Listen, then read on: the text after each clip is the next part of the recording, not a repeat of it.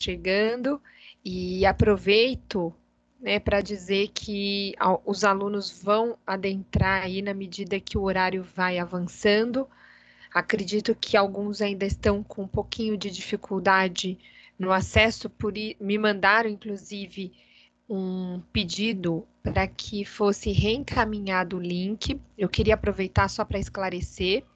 O link ele está já disponibilizado para vocês lá no encontro 1, na aula 1, né, do AVA. Então, toda a aula vocês precisam entrar no AVA e acessar o link por lá, tá? Então, toda semana, toda vez que vocês tiverem aula, não só comigo e com os outros professores, terem esse link aí registrado, anotado, para vocês não terem que ficar, né, preocupados aí como acessar, né, nos horários da aula. Bem, para hoje, turma, eu vou disponibilizar para vocês o nosso material. O dispositivo que nós temos com relação ao nosso conteúdo é o que já está lá postado no AVA, tá? Então, quando a gente trabalha aqui, nós estamos no encontro 5, tá? E hoje nós vamos falar de procuração e subestabelecimento e já começar um tema muito importante para o nosso estudo, que são os direitos do advogado, tá? Então, é uma aula muito importante porque a gente vai começar a tratar desse tema, né, de direito, dos direitos do advogado, ok? Então, acho que está aparecendo aí na tela para vocês já o nosso material lá publicado no AVA, e ele se refere justamente à procuração e sobre o subestabelecimento. A procuração, turma, é o famoso mandato, né, judicial. Vocês acabam tendo, né, a necessidade aí de tratar sobre esse tema, uma vez que ele aborda, né, desde do início do curso, vocês provavelmente tiveram esse tema de mandato quando estudaram contratos. Então, não é nada novidade a gente falar de mandato aqui, tá? Então, o mandato como um instrumento de procuração, um instrumento particular em que o cliente transmite poderes para o advogado poder exercer atos privativos da advocacia, assessorar, né, realizar um contrato, fazer uma negociação. Então, o advogado, através da procuração, através de um instrumento de mandato, passa a exercer atividades, atos decorrentes da outorga de poderes, ok? Então, esse conteúdo, quando ele aborda essa característica de que é através da procuração, então, que o advogado passa a exercer atos em juízo ou fora dele, porque a gente tem o chamado mandato judicial e o mandado a procuração adjudícia e extrajudícia, né? Então, eu posso ter, inclusive, adjudícia extra, né? Eu posso ter a procuração para exercer atos em juízo, adjudícia, e eu posso ter a procuração extrajudícia, fora do judiciário, tá? Ou eu posso outorgar as duas, extra e adjudícia, tá? Então, ou uma ou outra, o advogado passa, então, com esse documento, a ter poderes aí para poder exercer a sua carreira. Aqui uma observação, então, além do aluno ficar atento, eu tenho duas formas de procuração, a adjudícia e a extrajudícia. Lembrar que também eu posso ter poderes para o foro em geral ou poderes para atuar de forma especial, tá? Então, aqui um detalhe para que vocês fiquem bastante atentos. Quando o poder ele é geral, né, extensivo aí para vários atos, o advogado pode exercer, desde ele pode fazer vários atos extra ou judicialmente. Então, ele pode transigir, né, desistir da causa, ele pode renunciar, né? Então, tem vários verbos que a gente utiliza na procuração para que o advogado possa exercer o foro em geral, né? Então, negociar, transigir, alienar, todos esses verbos, a passar recibo, apresentar recursos. Então, todos esses verbos vai permitir que o advogado exerça atos de uma forma ampla. Agora, se o advogado é contratado com poderes específicos, aí eu detenho uma característica muito peculiar. Então, na procuração, geralmente vem a frase para os fins tais. Então, aí eu limito que a atuação do advogado será somente, exclusivamente, especialmente para ir à audiência, para acompanhar o cliente na audiência, exclusivamente ou especialmente para interpor o recurso. Então, aí, no caso, a atuação do advogado é somente para aquele momento ou para aquele ato individualizado. Tudo bem até aqui? Podemos, então, prosseguir?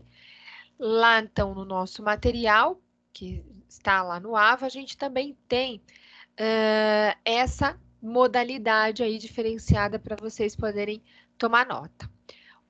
Onde é que eu encontro, né, toda essa disposição sobre procuração e subestabelecimento? Ele está lá no artigo 7, no inciso 6, letra D do Estatuto, né, dos Advogados da Ordem do Brasil. Aqui, a necessidade de se exigir a procuração, ela é muito importante porque passa a ser uma forma em que o advogado vai exercer atos, né, com poderes aí outorgados pelo seu cliente, tá? Um detalhe, agora para falar do subestabelecimento, o subestabelecimento, turma, não é um instrumento de mandato, tá? O subestabelecimento é um instrumento utilizado aí pelo advogado para outorgar poderes para outro advogado. Então, não confundir a procuração em si com o subestabelecimento. Por que eu estou falando isso? Porque, na maioria das vezes, na procuração, tem advogado que já inclui uma cláusula falando do subestabelecimento.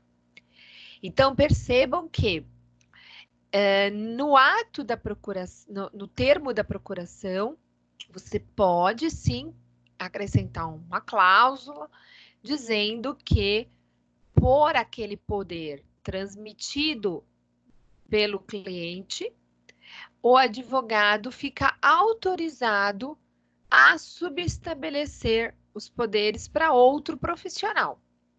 Isso para quê? Para que você não tenha, na hora de outorgar o poder, pedir essa autorização para o seu cliente.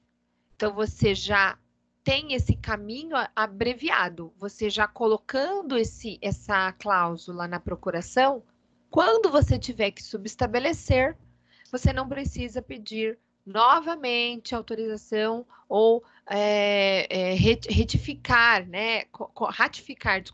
Ratificar com o seu cliente essa qualidade. Como ele já, no momento da procuração, outorgou poderes ao advogado, e inclusive, dentre esses poderes, estava o de subestabelecer, quando da necessidade do advogado se fazer representar por outro advogado, ele não tem necessidade de ratificar isso com o cliente, ele simplesmente o faz. Agora, como subestabelecer? O subestabelecimento, ele pode ser de duas formas. com reserva de poderes ou sem reserva de poderes. Qual é a diferença? Quando eu afirmo que o subestabelecimento é com reserva de poderes, eu afirmo que a atuação do advogado principal permanece, mesmo que este seja substituído ou transfira poderes para outros. Então, a atuação deste advogado, que desde o início participa da causa, permanece, por isso que é com reservas. Ele continua estando reservado a atuar na causa, tá?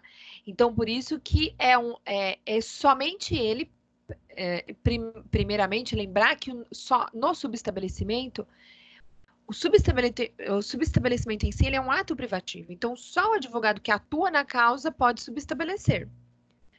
Então, quando ele o faz, ele também pode permitir que seja com reservas, para que ele continue atuando em conjunto com esse novo profissional que passará a atuar com ele na demanda, tá? Ou naquela circunstância, ou naquele momento, realizando um ou mais atos.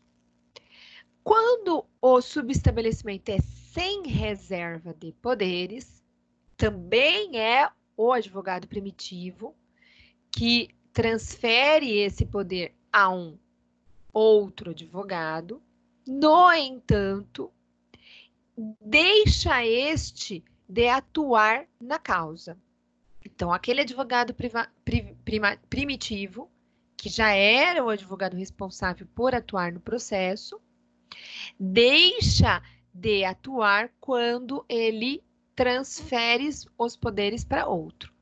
Muitos doutrinadores afirmam que o subestabelecimento sem reserva de poderes, ele chega a uma equiparação como se uma renúncia fosse. Percebam?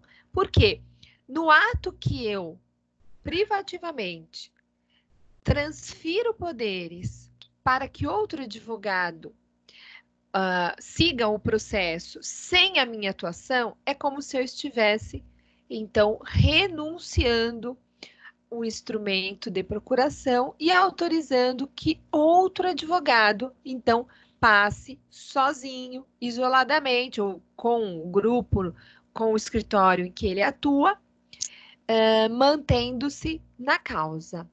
Tudo bem?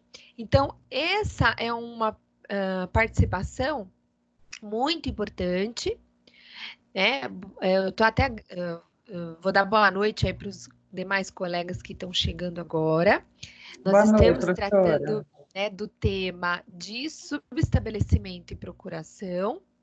E esse é o encontro 5, que já está lá publicado no AVA para vocês. Então, só para a gente recapitular, nós estamos tratando da procuração, que é um instrumento de mandato, tema que vocês já trataram em aulas, né, de outras matérias.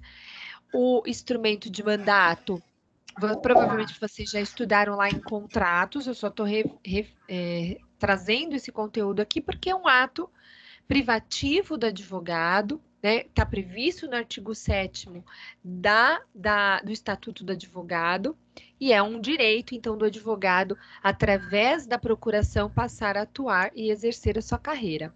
Então, a gente já falou da procuração.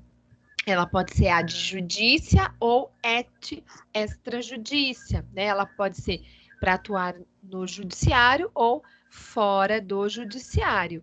Então, nesse aspecto, eu posso, inclusive, até fazer uma procuração ad et judicia, as duas coisas, né?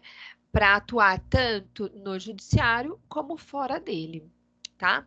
O outro detalhe é que essa procuração também pode ser com cláusula de foro geral, com amplos poderes, ou com poderes específicos, tá? Então, é possível aí, através de verbos, o advogado utilizar quais são os poderes que ele vai poder agir em nome do cliente. Então, transigir, alienar, né, emitir recibos. Então, quais são os poderes? Então, ele vai usar esses verbos para transparecer todos os atos que ele vai exercer. Tá? Agora, se é para um fim específico, ele normalmente termina a procuração colocando especialmente para ingressar com a ação, apresentar defesa, tá? Então fica muito detalhado.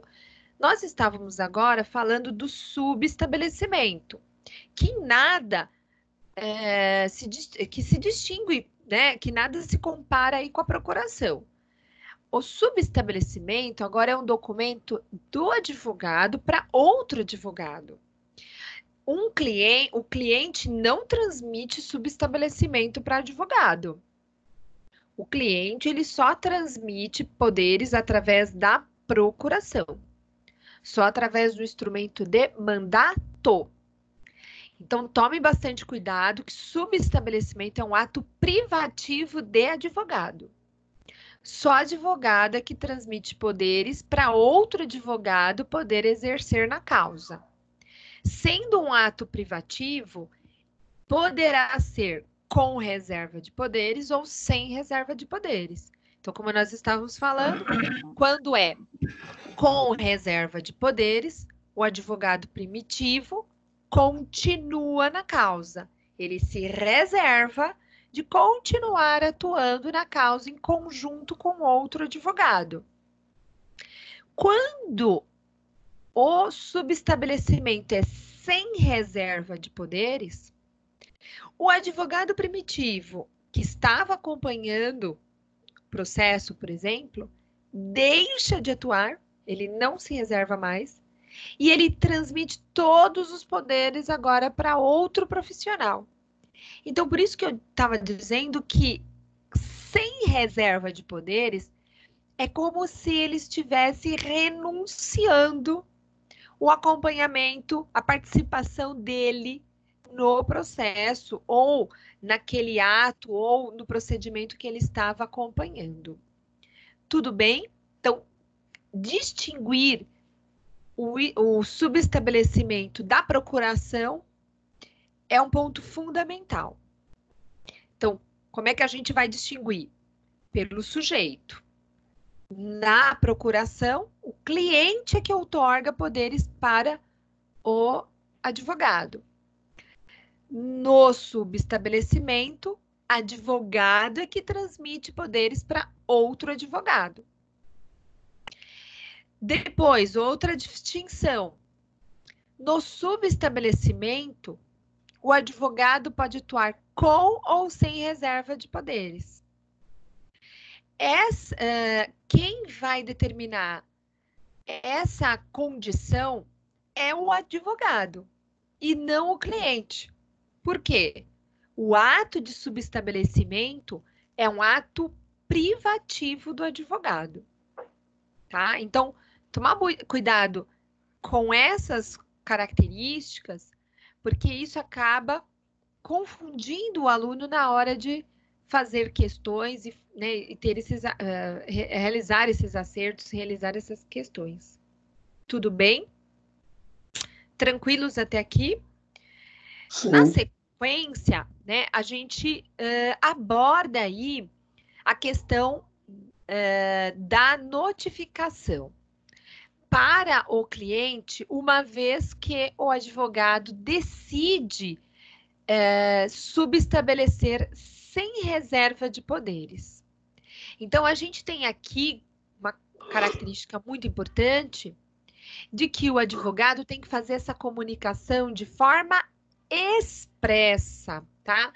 Não é possível o advogado, mesmo que na procuração esteja previsto a possibilidade do advogado subestabelecer sem reserva de poderes, ainda assim, o advogado se obriga a comunicar o cliente de que ele está subestabelecendo sem reserva de poderes. Tem que haver uma comunicação expressa. Normalmente, essa comunicação, ela se dá através da notificação. Claro que para alguns, né, advogados ou escritórios de advocacia, a maioria aí utiliza uma ferramenta, né, mais própria para segurança, né, e aí usa o termo notificação.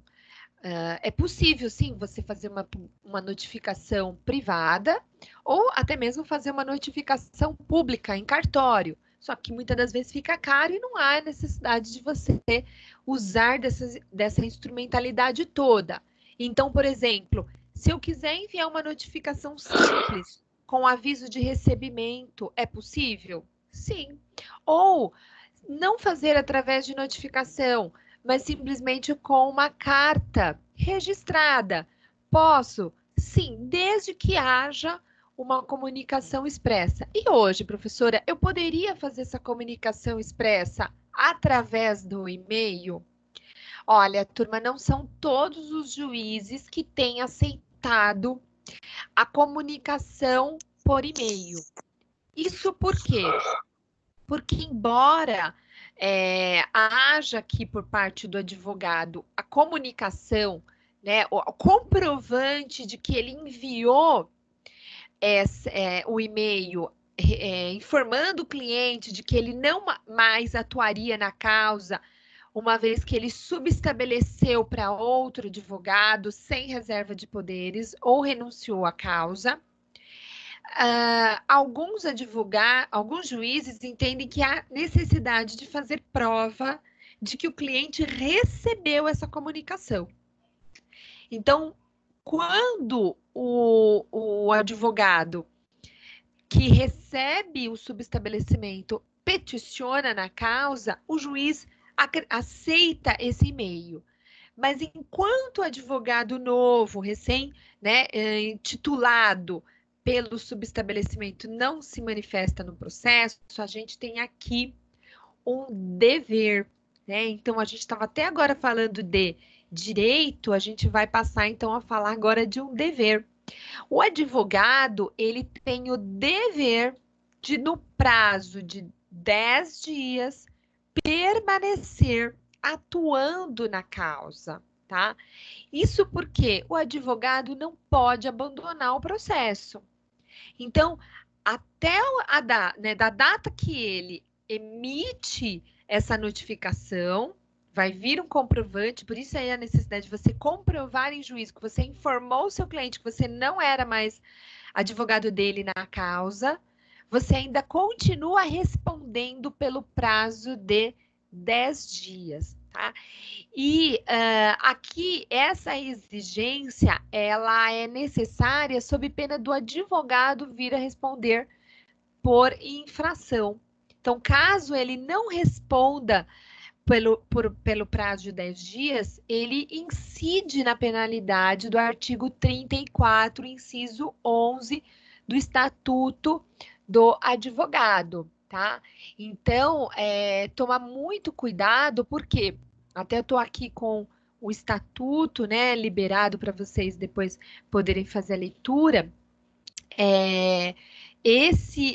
Essa penalidade hoje, ela gera aí consequências para o advogado, e além do que, dentro de 10 dias, né, turma, pode o cliente perder um prazo, pode o cliente perder uma audiência, ou até mesmo um recurso ou um ato processual de suma importância para o cliente, né? E aí, este advogado vir, além de responder por sanções, né, que venha a ser aplicada pelo Tribunal de Ética da OAB, ele também ficar responsável por uma possível indenização de reparação aí de perdas e danos para com o cliente, tá? Então, é um cuidado que o profissional do direito tem que ter para evitar que haja prejuízo aí na hora de promover esses dois instrumentos, tanto na procuração, com cláusulas gerais ou específicas, e aí no caso do subestabelecimento, com sem reserva ou com reserva de poderes. Tudo bem até aqui? Na sequência, a gente ainda vai abordar mais uma questão que eu até coloco aqui como atenção para vocês ficarem bem atentos a esse tema. Ele vai dizer o seguinte: a revogação é realizada pelo cliente, a renúncia pelo advogado. Então, tomar muito cuidado com esses termos, tá? Quando eu revogo, esse termo revogar é retirar poderes. Quem concede os poderes é o cliente. Então, quando o cliente revoga a procuração, ele impede o advogado de atuar na causa. Agora, o termo renunciar é abrir mão do poder que foi lhe concedido. Quem pode renunciar? Somente o advogado, é quem recebe esses poderes. Então, o ato de renúncia é o ato de abrir mão, de, né, não querer mais aquele poder que foi concedido a ele. Então, tomar bastante cuidado, porque não é usual você dizer que o advogado revogou a procuração. O advogado não revoga, tá? Quem revoga é o cliente à procuração. O advogado ele pode renunciar os poderes, tá? Outro detalhe com relação aqui ao abandono da causa, né? Não pode o advogado abandonar simplesmente a causa. Ele tem que anunciar ao cliente, isso através de uma comunicação expressa, de que ele não deseja mais dar continuidade na causa, ok? E aí, portanto, permanecer ainda pelo prazo de 10 dias como responsável pelo acompanhamento daquela causa, tá? Aqui, tomar muito cuidado para a gente não confundir, né, o abandono de causa com renúncia, tá? Porque na renúncia há uma comunicação, como nós dissemos aqui à frente, tá? No abandono não há essa comunicação, tá? Então, simplesmente no abandono, o advogado deixa de impulsionar o processo. Mas ele permanece com o número da OAB inscrito e recebendo publicação. Isso também é outro detalhe.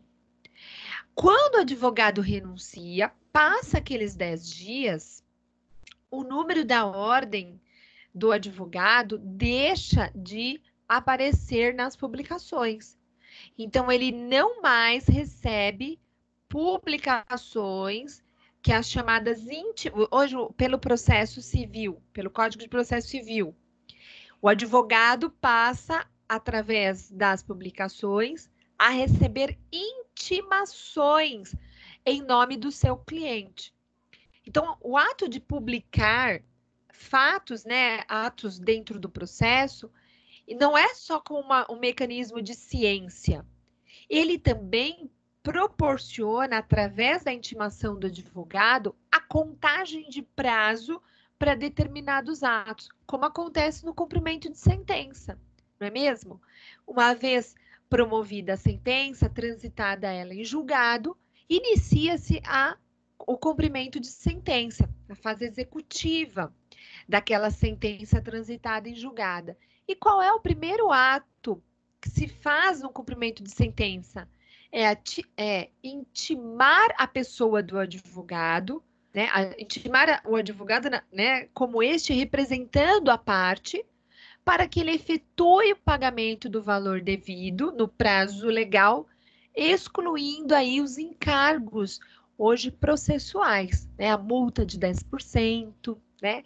Ou permitindo aí que ele fique liberado dos honorários de sucumbência. Então, percebam que, uma vez que o advogado renuncia à causa, além dele não mais receber publicação, ele não poderá mais ser intimado na pessoa do cliente. Tudo bem até aqui? Um último detalhe que eu peço a atenção de vocês é que tanto na revogação quanto na renúncia, não é possível o advogado quebrar o sigilo profissional.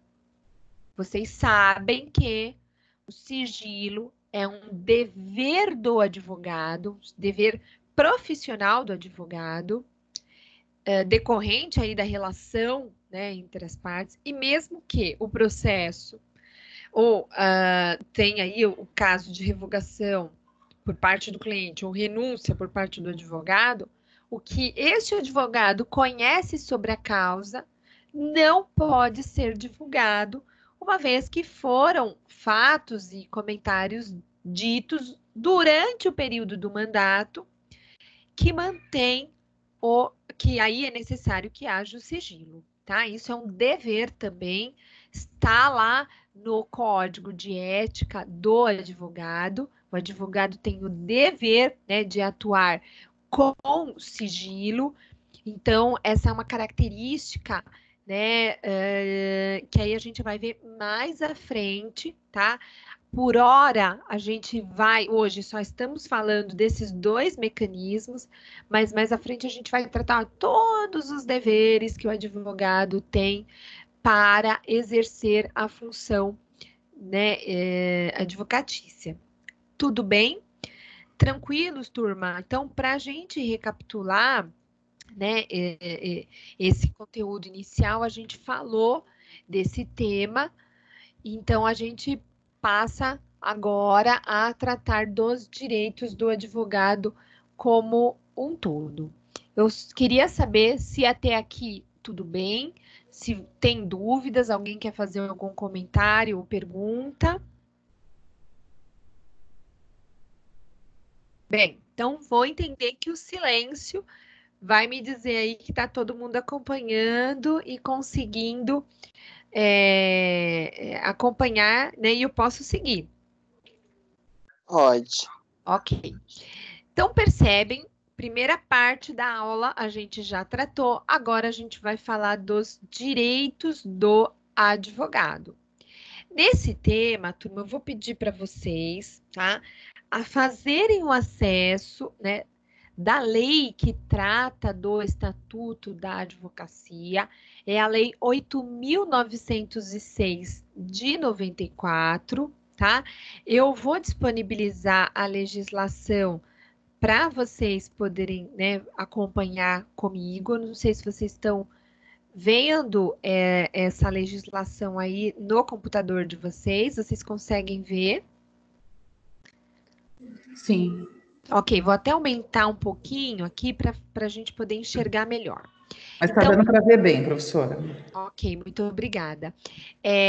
Na aula passada, nós falamos, então, desse início, né, do estatuto, da atividade da advocacia, que foi a aula passada, nós abordamos esses pontos, tá? De quando, então, o advogado exerce a advocacia pública, né? Quais são os atos que é possível o advogado atuar ou não, né? A gente falou aí até de atos nulos praticados pelo advogado. E agora, né, tratamos do artigo 5º, que fala da procuração do subestabelecimento, né, devendo aí o advogado responder por todas essas práticas. Então, a gente, começo dessa aula de hoje, a gente tratou desse artigo 5º, em 3, né, em parágrafos, olha quanta coisa a gente falou sobre a procuração e sobre o subestabelecimento. Na sequência, então, a gente começa agora o capítulo 2. Nós vamos falar só dos direitos do advogado, tá? E é um capítulo muito longo. Hoje a gente começa um conjunto de aulas que vai abordar os direitos do advogado. Nós vamos falar deles no artigo 6º e 7º, e o artigo 7º tem muito inciso, tá? É um artigo mais comprido que a gente tem do estatuto, olha como ele é longo, tá? Então, ele acaba sendo um artigo aí muito pedido. A gente tem até o artigo 7º, né, em 2 vertentes, então acaba sendo um dos artigos mais compridos que a gente tem aí no estatuto. Tá barulho, né, turma? Deixa eu voltar aqui para colocar toda essa galera no mudo, né? Pera lá. Melhorou? Agora ficou melhor. Agora sim, Agora professora. sim, né? Então, nesse sentido, o artigo 7º é o artigo mais comprido, é o artigo que vai nos dar aí mais necessidade de nós permanecermos pelo menos de 3 aulas a mais só para fazer a leitura do artigo 7º. Tem muito material, despenca perguntas sobre direitos do advogado, então vai ter muita coisa para a gente falar, tá? Hoje, então, nós começamos essa aula inaugural para falar dos direitos. E aí eu peço para que vocês, então, acessem essa legislação, né? E aí a gente começa, então, a fazer a leitura desse tema, né? Lá com a legislação do Estatuto, Lei 8.906 de 94. Só que essa legislação, turma, ela já sofreu muitas alterações. Então, a gente teve, ó, aqui no nosso programa, eu coloco, ó, 3 delas foram em 2016. Ah, então, são 3 legislações que vieram na sequência e que alteraram o estatuto, né, da advocacia. E nós tivemos 2 legislações recentes, a Lei 13.793 e a 13.869. E essas 2 recentes foram legislações que alteraram esse artigo 7º, não na totalidade, só alguns incisos, mas foi legislações que alteraram a disposição desse artigo 7º. Então, eu peço para que, caso vocês façam acesso desse material, ou façam, tá, turma? Pelo site aqui do Planalto, como eu estou demonstrando aí para vocês pelo vídeo. Então, usem o site oficial do Planalto, porque é através desse site oficial que vocês vão encontrar a legislação atualizada. Tanto que vocês estão vendo aqui, ó, a disposição já vem revogada com a redação nova.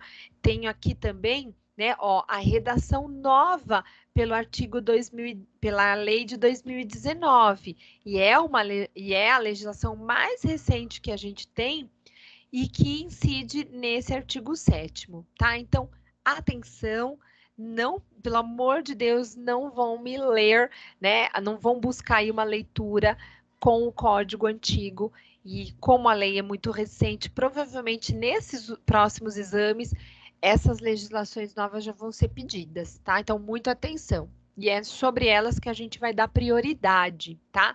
Então, a gente vai falar na aula de hoje, o primeiro ponto, que é de muita importância, é justamente a questão da hierarquia. Muitos alunos, né, me perguntam se o advogado tem que respeitar aí o Ministério Público, quem é funcionário, né? O magistrado está acima do advogado, né? Se o Ministério Público está acima do advogado, tá? Então, aqui tem uma característica muito importante de que o advogado não tem hierarquia com qualquer outro membro do Poder Judiciário. E outro detalhe, o advogado não está subordinado a nenhum outro membro do Poder Judiciário. Então, esse organograma ajuda vocês a perceberem de que advogado e qualquer outro membro, seja ele juiz, Ministério Público, defensor público, eles estão na mesma hierarquia, ok?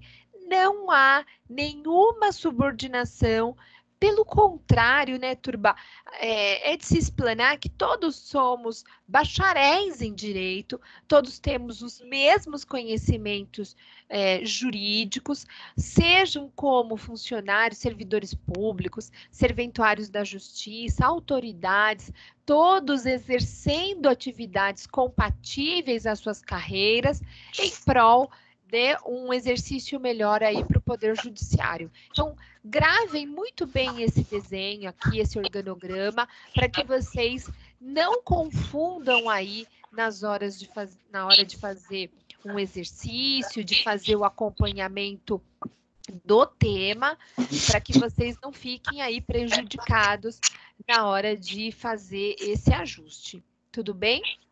Então, esse é um cuidado aí que vocês precisam ter na hora de tratar, né, sobre o tema.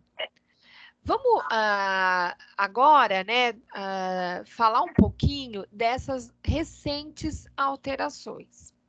Quais foram as alterações, então, que nós tivemos? Isso é muito importante porque a gente está falando das 3 leis de 2016 e das 2 últimas de 2019. E o aluno que vai prestar concurso ou prestar o exame aí recentemente, tem que ficar atento nas últimas inovações, tá? Então, quais foram as mudanças que nós tivemos nesses temas? Então, eu trago aqui para vocês, né, algumas da lei de 2016 e outras da lei de 2019, tá? Para que vocês tomem aí cuidado na hora de prestar o concurso, né, de prestar o exame. Antes da gente falar dessas alterações, eu só queria tratar aqui um aspecto muito polêmico e que também é alvo de muito questionamento. Os alunos me perguntam, professora, o que são direitos? O que são prerrogativas? São institutos iguais, sinônimos? Eu posso usar um pelo outro? Não. Pelo amor de Deus. Os direitos, turma, do advogado, eles estão especificados e enumerados. Então, se vocês forem lá, né, no Código de Ética, no artigo 6º, vocês estão encontrando o quê? Um capítulo próprio que fala dos direitos do advogado. Você tem lá o artigo inteiro, o artigo 6º inteiro e o artigo 7º, são os 2 artigos que falam dos direitos do advogado e da advogada. Então, a gente tem ó, uma quantidade taxativa ali, né, disposta no código quais são esses direitos do advogado e da advogada. Então, são 2 artigos enumerados. Quando eu falo em prerrogativas, eu estou tratando faculdades, garantias que são previstas ao advogado. E essas, por suas vezes, eu posso encontrar em todo o estatuto. Essas garantias, elas servem para o exercício. Então, prerrogativa é um instituto mais amplo do que direito. Como prerrogativa, eu posso entender toda e qualquer garantia dada ao advogado para que ele possa exercer o direito de advogar e atuar na área de advogado. Ok? Tranquilos até aqui?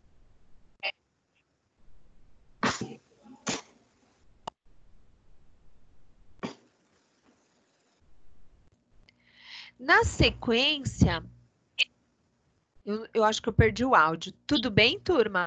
Dúvidas? Podemos, então, prosseguir? Então, essa distinção da prerrogativa, ela é muito importante para a gente, então, fazer essa distinção. Como prerrogativa, eu tenho garantia e ela é mais ampla do que simplesmente o direito que está, inclusive, enumerado no estatuto. A prerrogativa eu posso encontrar tanto no estatuto como também no Código de Ética. Olha lá, o Código de Ética do advogado, ele também traz, né, regulamentação sobre garantias do advogado no exercício da sua atividade. Tudo bem? Então, nessa sequência, a gente volta lá para o nosso material para aí sim começarmos a tratar né, de alguns desses direitos e que foram inseridos pelas legislações mais recentes. Tudo bem até aqui, turma? Tudo bem. Tudo bem. Ok. Obrigada. Quando a gente fala, então, de direito, nós temos que olhar para o artigo 6º e 7º do Estatuto. Alguns me perguntam, professora, tem direito no Código de Ética? Sim, mas ele é muito menor. Quando a gente busca a legislação, quando a gente pega, né, o Estatuto, né, ele já vai trazer no artigo 6º e 7º um capítulo próprio para isso. Quando eu trago o Código de Ética, eu não tenho um capítulo sobre direitos. Pelo contrário, eu tenho deveres. Então, se você tiver lá no exame da ordem e aparecer uma pergunta com direitos do advogado, vocês têm que buscar isso aonde? No Estatuto do Advogado. Se você tiver mais perguntas voltadas para os deveres, aí você busca o Código de Ética, tá? Então, vocês vão perceber que aqui a gente tem muito mais dever, enquanto que no Estatuto eu tenho mais os direitos, tá? Então, a gente pode, primeiramente, já falamos, né, de que não há hierarquia nem subordinação, estão todos aí, essas autoridades vinculadas no mesmo patamar de tratamento compatível aí à dignidade da advocacia, tá? Então, todos nesse mesmo parâmetro, e aí sim a gente passa a falar dos direitos do advogado. Quais foram as mais recentes mudanças que nós tivemos nesses temas? Então, uma das mudanças muito importantes foi dada pela Lei 13.245, né, em que ela traz no inciso 14 a seguinte explanação. Eu já deixei aqui para vocês conseguirem visualizar. Examinarem qualquer repartição pública, mesmo sem procuração, autos de flagrante inquérito, findos ou em andamento, ainda que conclusos à autoridade, podendo copiar peças e tomar apontamentos por meio físico ou digital.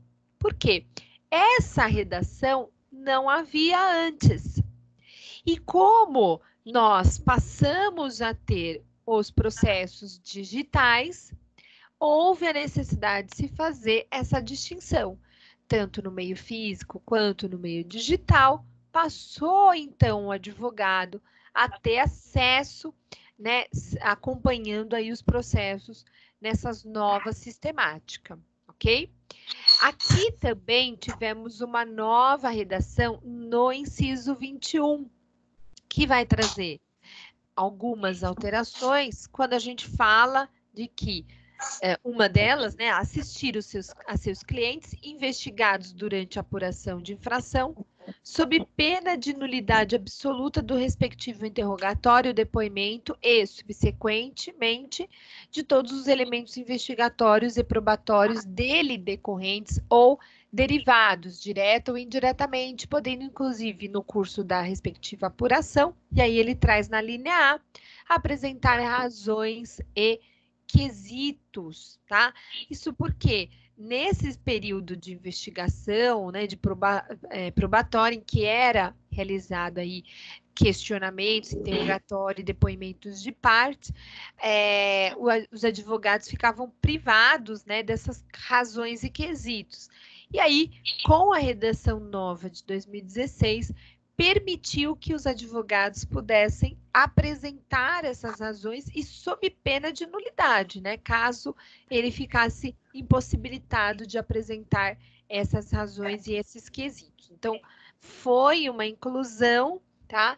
Dada aí para que houvesse maior atuação do advogado nesses mecanismos. Um outro dispositivo reformado, né, foi a inclusão do parágrafo 10, né? E aí, no parágrafo 10 e seguintes, a gente teve o parágrafo 11, o 12, todos eles foram alterados, trazendo aí novas redações, tá? Uma delas dizendo que nos autos sujeito a sigilo, deve o advogado apresentar procuração para examinar em qualquer repartição policial autos de flagrante e de inquérito, findos ou em andamento, ainda que conclusos, né? Então, através da procuração, como nós dissemos, o advogado vai poder examinar, mesmo que esse processo seja sigiloso. Um outro detalhe é que, quando a gente fala no caso previsto do inciso 14, que é justamente, a gente volta lá no inciso 14 para a gente dar sequência, senão a leitura fica quebrada, né? Que é examinar esses autos com procuração, que é o que a gente acabou de ler, poderá delimitar o acesso do advogado as provas, né, relacionadas com diligência em andamento e ainda não documentado nos autos quando houver risco de comprometimento da eficácia, da eficácia, né, da eficiência ou da finalidade das diligências. Então, a autoridade competente pode limitar aí a atuação do advogado. E por último, eu vou só ler onde está grifado, né?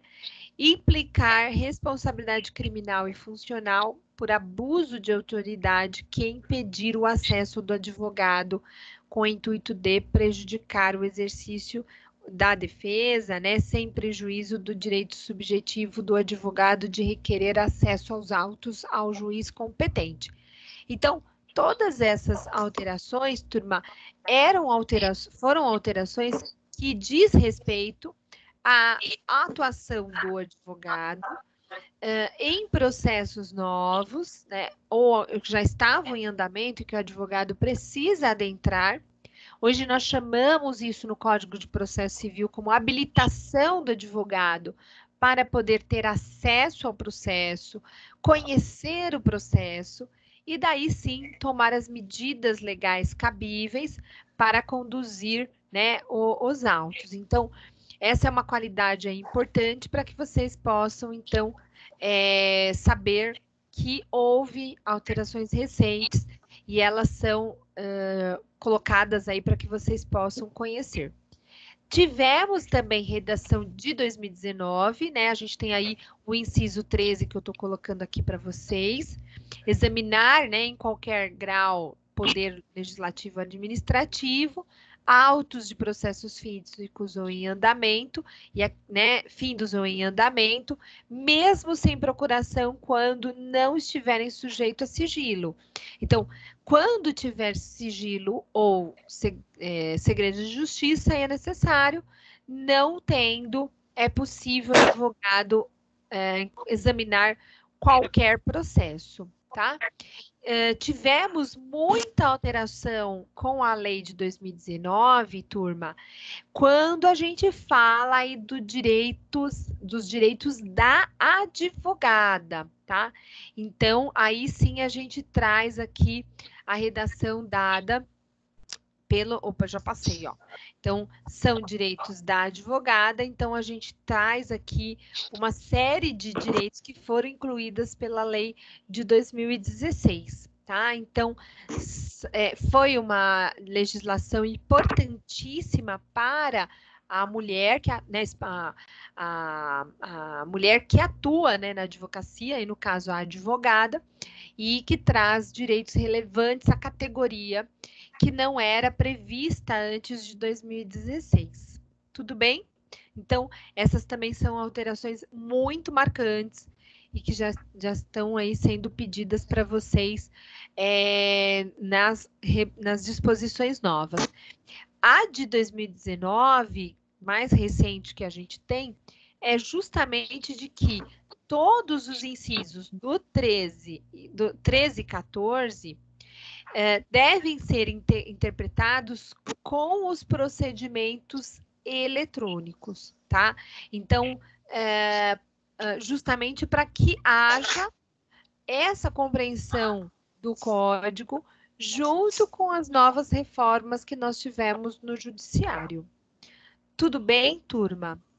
Então, isso permite para que a gente possa casar, né, os conteúdos, trabalhá-los de uma forma panorâmica dentro dessa ideia de que o judiciário ele é composto aí por todos esses mecanismos. Tudo bem? Tudo bem, beleza. Ok.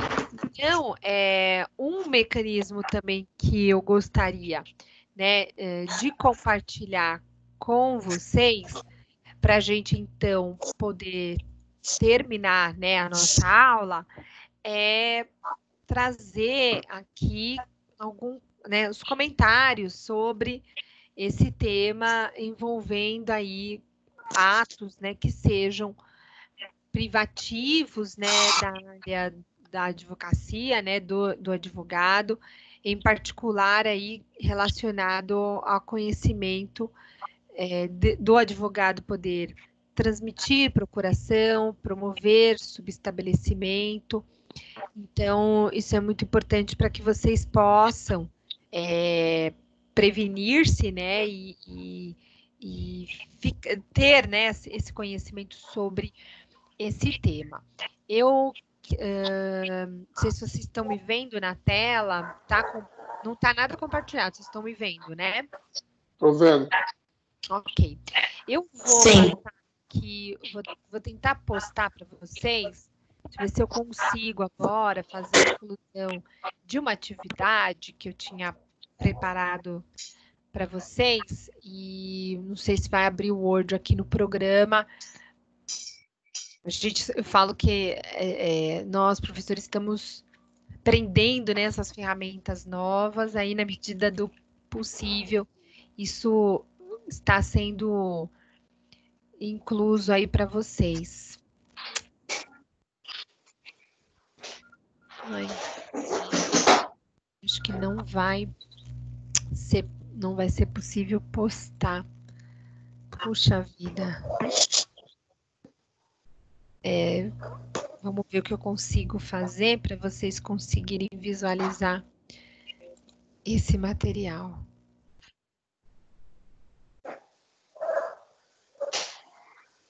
Acho que eu consigo copiar. Deixa eu ver se eu consigo copiar e postar isso. Acho que é mais fácil.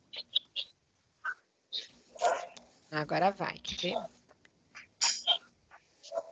Só um minutinho. Vou pedir só um pouquinho de atenção para a gente poder trazer a questão e a gente fazer comentários sobre ela. Me perdoe, tudo que a gente faz assim ao vivo fica né, fazendo, né, na hora né, decorre disso.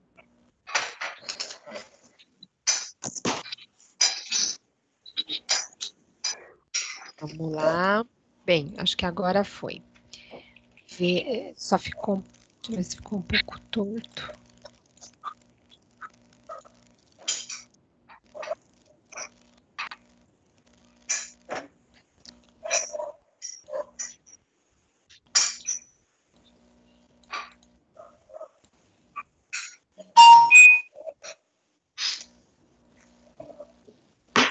Bem, deixa eu ver se eu consigo publicar para vocês conseguirem visualizar. Acho que agora vai.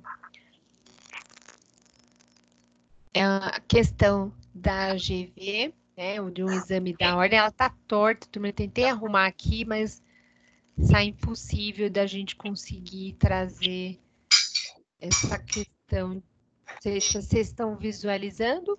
Tá pequeno, deixa eu ver se eu aumento. Tá dando tá para bem. ver sim, professora.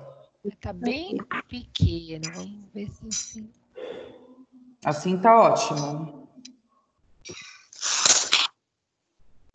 Aí dá para ver. Bem, acho que assim ficou melhor. Eu vou acompanhar a leitura com vocês e ela vai dizer o seguinte. Mara é advogada atuante, tendo especialização na área civil. procurada por um cliente na área empresarial, ela aceita o mandato. Essa é uma questão aí usando o mandato. Ocorre que seu cliente possui em sua empresa um departamento jurídico com numerosos advogados e um gerente. Por indicação deles, o cliente determina que Mara inclua no mandato que lhe foi conferido os advogados da empresa para atuação conjunta. Com base no caso apresentado, observadas as regras do Estatuto da OAB e do Código de Ética e Disciplina da OAB, assinale a opção correta. Aí a gente tem, na letra a advogada deve aceitar a imposição do cliente por ser inerente ao mandato. Antes da gente falar das alternativas, vocês entenderam a questão? Vou repetir aqui o ponto fundamental, né? Ó, o que é desejado? Que ela inclua, ela já recebeu uma procuração para atuar, né? Ela aceitou o mandato para ela atuar na área empresarial. Como ela vai representar a empresa, o dono pediu para que, então, ela incluísse os advogados da empresa. Aí vem a questão com relação, ela deve, aí no caso, ó, deve, cuidado com as palavras, ó, ela deve aceitar a inclusão dos advogados da empresa em que ela defende, que ela vai representar, do próprio cliente, né, ó. A empresa é o cliente. Ela tem que acrescentar os advogados dessa empresa em que ela representa. Letra B e seguintes. A advogada deve aceitar a indicação de um advogado para atuar conjuntamente no processo. C. A advogada deve acolher o comando por ser natural na vida forense a sua colaboração? Ou letra D, a advogada não é obrigada a aceitar a imposição de seu cliente no caso. Vamos dar 2 minutinhos, a turma pensa um pouquinho, vou diminuir aqui para vocês poderem ler com mais calma. Vou deixar a pergunta inteira aqui para que vocês possam pensar um pouquinho, a gente fazer um comentário sobre ela.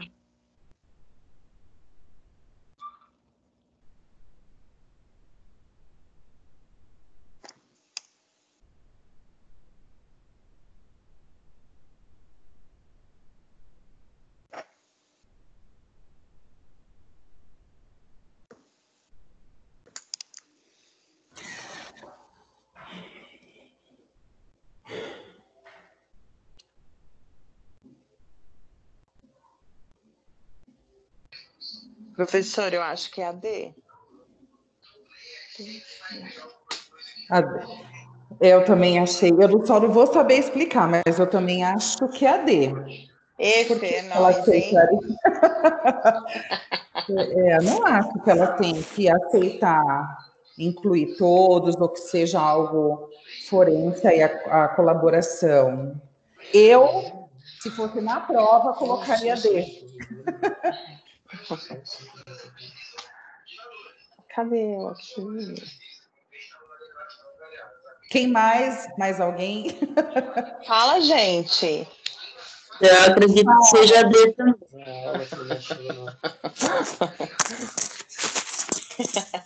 O Fábio não aparece. Cadê o Fábio? O Fábio já teria matado a questão. Eu vou com a maioria, letra D. Letra D. Pois é.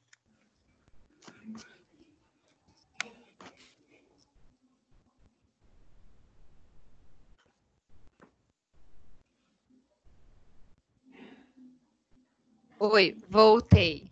Vocês estão me ouvindo? Sim. Agora voltou. Eu estava falando no mudo. Vou compartilhar, então, com vocês o gabarito, né, para que vocês possam, então, entender por que é a alternativa correta é realmente a letra D, tá? Então, por que a gente tem essa característica aqui no caso, né, do nosso raciocínio? Então, a letra D é a correta, porque, como diz, né, aqui a posição, o advogado não é obrigado a aceitar a posição aqui do cliente, aceitando advogados da própria firma na qual ela vai defender.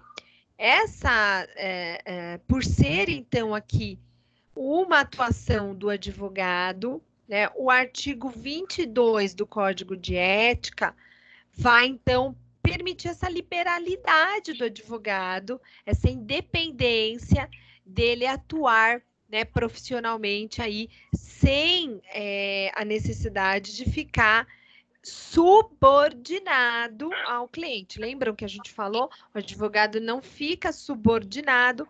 Então, lá, né, no artigo 22, ele vai trazer essa regra. Eu vou ler para vocês. Ao advogado cumpre abster-se de patrocinar causa contrária à validade ou à legitimidade do ato jurídico, em cuja formação haja colaborado ou intervido de qualquer maneira.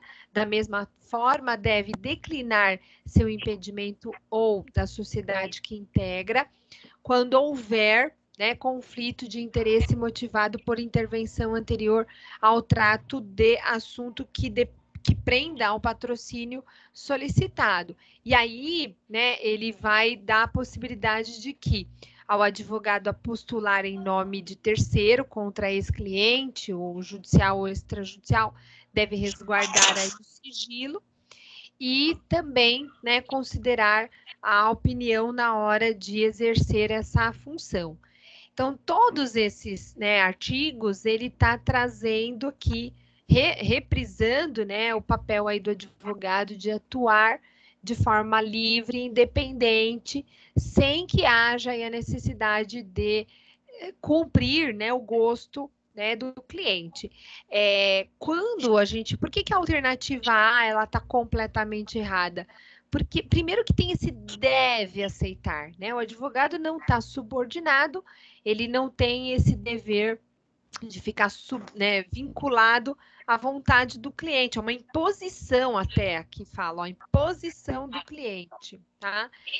E outro detalhe, porque o que o cliente quer é que os advogados da empresa, né, participem dessa atuação conjunta. Então, o advogado não é obrigado também a atuar conjuntamente, ele pode também decidir manter. Então, ela não é obrigada a aceitar a imposição. Na letra B, ele só muda a palavra, mas o raciocínio é o mesmo. Só que ele fala no sentido de indicação de outro advogado para atuar conjuntamente no processo. Aqui pouca diferença tem, né? Porque se ela deve aceitar a imposição do cliente ou a indicação de outro advogado, a imposição ela é a mesma, né? Ela vai estar trabalhando de forma conjunta. Quando, na verdade, essa advogada pode, sim, escolher trabalhar de forma isolada. E aqui, ó, nas letras C, ela não é obrigada a colher esse comando, né? E ela diz que, por ser natural, né, na vida forense. Então, aqui não estamos falando em colaboração, mas em atuação em conjunta. Não é colaboração, tá? É uma imposição aqui de que o advogado atue, ó, aqui está falando atuar conjuntamente. E aqui ele traz uma outra fala dizendo em colaboração. Então, por isso... Professora, é que para nós está parado... Professora, Oi. Desculpa, é que para nós está parado a tela nos comentários da alternativa D. Então, quando você fala assim, aqui está assim, ali está assim, nós não estamos conseguindo acompanhar na tela, tá só o que você está falando. Ah, então, deixa eu pôr aqui de novo. Ó, melhorou? Agora vocês conseguem Agora visualizar? sim. Ah, Sim. então, porque né? Então, na letra A, ele diz: a advogada deve aceitar a imposição do cliente. Não deve aceitar. Não existe essa necessidade aqui do dever. Ainda mais por ser uma imposição. Então, o advogado não está submetido, né, a nenhuma imposição. Ele tem que atuar de forma independente. Quando ele diz a advogada deve aceitar a indicação, tá no mesmo. Seja ela uma imposição, uma indicação, ela vai estar trabalhando aqui em conjunto, que é o que o anunciado diz, ó, a atuação conjunta, né? No finalzinho aqui do enunciado. Quando na letra C ela diz a advogada deve acolher o comando por ser natural na vida forense a colaboração, aqui ela faz uma salada mista, porque ela junta, ela confunde aqui colaboração. Você ter um advogado colaborando com você é diferente de você ter um advogado atuando conjuntamente com você. São coisas totalmente diferentes. Então, a letra C está totalmente confusa. Então, por isso que a gente fica com a letra D. Uma, porque ele afirma que não é obrigada a aceitar. Ela vai atuar de forma individual, isolada, independente, sem aceitar aqui a imposição do cliente. Tudo bem? Então, para que vocês possam, com isso, né, adotar esse estudo preliminar que nós fizemos de que o advogado não está subordinado. Isso está lá no artigo 6º, né, do Código no Estatuto, né, do Advogado. Então, nós falamos aqui da importância desse artigo, né? Não há hierarquia nem subordinação entre advogados, devendo tratar, né, todos de uma forma respeitosa, para que o tratamento da advocacia seja levada, né, a maior desempenho. Então, para fundamentar o artigo 6º do Estatuto e o artigo 22 do Código. Dúvidas aqui, turma? Tranquilos? Então, queria agradecer bastante a presença de vocês, informar que caso haja alguma dúvida, para que vocês, né, procurem ou o grupo do WhatsApp em que vocês estão aí comigo, né, em conjunto, plugados. Eu estou muito preocupada, turma, porque eu tinha passado uma atividade no grupo, né, computando aí 300 pontos, e eu só recebi 4 atividades até agora. E hoje seria o último dia, né, para a gente poder receber essa atividade, que já foi dada lá no grupo, postado oficialmente. Se vocês quiserem, eu posto novamente. São Professora, 10 questões. Diga. Hoje é o último dia da atividade dos 300 pontos? Porque como a atividade ela é semanal... Não dá tempo de mandar mais. Então, como eu só recebi 4, o que eu estou pensando, Dani? Eu acho que era prudente nós fazermos uma prorrogação para que vocês avisassem no grupo, que a professora está pedindo muito para que todos enviem. Porque, assim, eu fico até em desespero, porque quando eu vi só 4 alunos... Eu falei, meu Deus, ou a minha comunicação não chegou, né, para que todos pudessem fazer, e aí eu fico muito preocupada, porque são 300 pontos. Eu vou mandar amanhã. Então, eu vou reforçar esse pedido no grupo, e aí a gente, não sei, como hoje é terça, são 10 questões testes, para vocês poderem assinalar e fundamentar. Eu acredito, eu sei que vocês estão com outras atividades de outros professores. Será que se a gente colocar até sexta-feira, porque sexta é feriado também, né? Eu sei que vocês estão em casa, mas muitos estão trabalhando. Exato. Na sexta, por ser uma folga, aí aqueles que estariam trabalhando teriam a sexta-feira para poder fazer. E aí eu prorrogo essa atividade até sexta. Tá ótimo para mim. Por quê? Para mim também. Eu Para vou ter todo que mundo, na publicar verdade, uma quem não outra entregou, né? atividade valendo 200. Uhum. Então, por isso que eu preciso que todos, pelo menos, participem dessa de 300, para que na próxima de 200 a gente tenha aí um número maior de alunos participando. Uhum. Podemos, Tá bom. então, prorrogar, porque fiquei muito preocupada. De imediato, eu imaginei que, como estava postado no grupo, eu falei, acho que eles devem ter lido as mensagens e não ter visto que eu postei a atividade.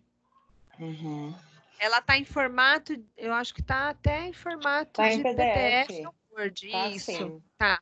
Então, eu não sei se, às vezes, por incompatibilidade, né, com o acesso dessas ferramentas, a gente está interagindo, né, turma? Eu sei que muitos ainda estão tendo dificuldade de fazer esses acessos, de participar desse mundo tecnológico que agora a gente está fazendo com mais frequência, né? Então, por isso que a gente tem que dar um pouco aí de tolerância e eu vou prorrogar para que todos possam fazer o exercício. Muito obrigada, professora. Vai ajudar muito. Claro, eu sei que nessas Obrigada. horas é necessário, porque senão fica inviável tanto para vocês como para mim também, porque eu não posso só ter 4 alunos participando, né, das atividades. Eu preciso ter aí um quórum também maior, até para que vocês tenham aí pontuação maior. Tá? Então, ficamos assim. Eu nem vou postar ainda a atividade dos 200. Vou deixar para a semana que vem. Porque, como ainda não foi totalizada a entrega desta, eu prorrogo até a sexta-feira. Tá bom. Maravilha. Então, Dúvidas até aqui, turma? Depois, olha, uma coisa muito bacana. Na próxima aula, eu vou passar o gabarito dessas atividades para vocês corrigirem. Porque eu acho muito importante, além da gente fazer a videoaula, de vocês lerem o material, vocês ficarem ocupados, leiam esses artigos, tanto do estatuto como do código, né? Parecer um tempo livre lá na sua tarde, durante o seu dia, pega o código, pega o estatuto, vai lendo, porque assim você vai familiarizando com os artigos, faz essa atividade de 10 questões, porque depois eu vou mandar o gabarito para vocês tentarem, né, corrigir, e com isso vocês fazerem nessa assertiva. Se vocês estão tendo êxito, né, na correção, ou se vocês tiveram alguma dificuldade, poder corrigir. Tranquilos? Tranquilos. Tranquilo, obrigado, professora.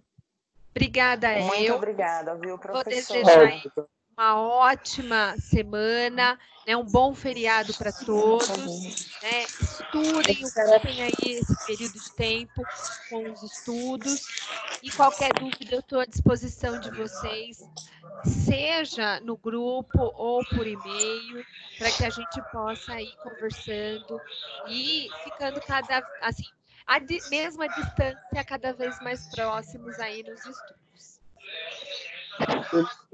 Tá bom. Conto Tchau, com galerinha. vocês. Tchau, professora. Obrigada. Tchau. Obrigada, professora. Tchau. Tchau. Tchau, muito obrigado. Eu que agradeço. Boa noite a todos. Boa noite. Boa noite.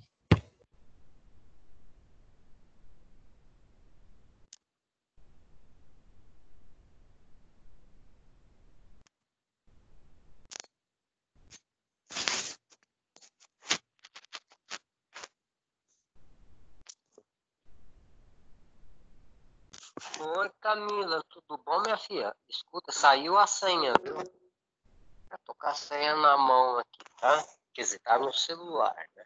Um abraço.